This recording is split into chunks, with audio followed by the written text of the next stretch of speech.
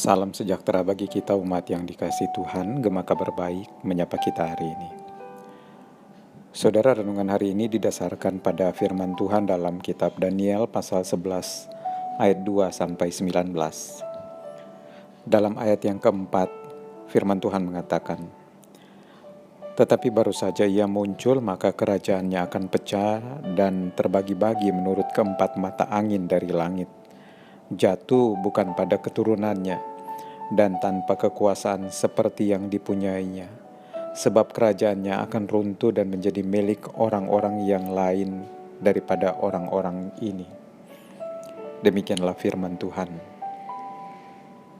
Saudara, tema renungan kita di hari ini berdasarkan renungan santapan harian adalah sejarah kehidupan. Sejak kecil barangkali kita sering mendengar tentang cerita sejarah kehidupan keluarga.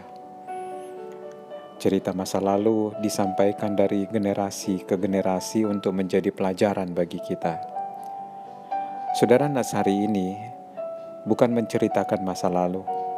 Allah justru menceritakan masa depan kepada Daniel, yaitu kemunculan raja-raja baru di negeri Persia yang akan melawan kerajaan Yunani. Setelah itu akan bangkit raja yang gagah perkasa dan yang bertindak sesuka hati, tetapi yang kerajaannya akan mengalami perpecahan.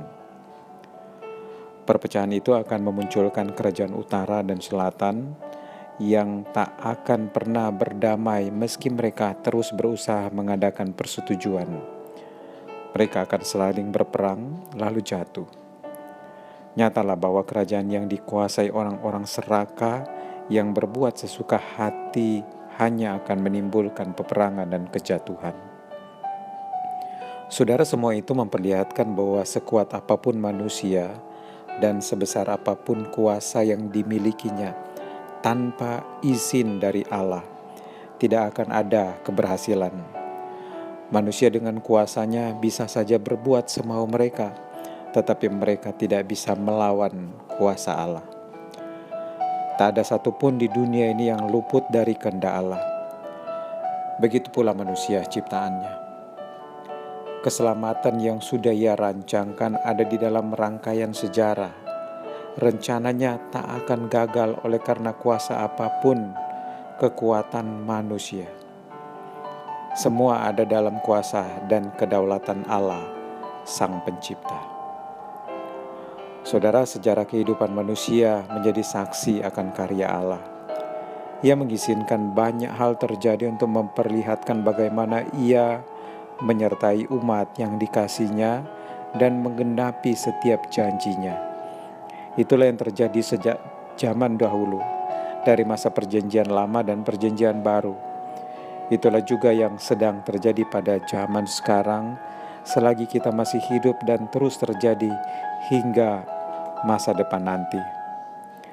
Saudara, mari kita melihat sejarah kehidupan kita secara berbeda.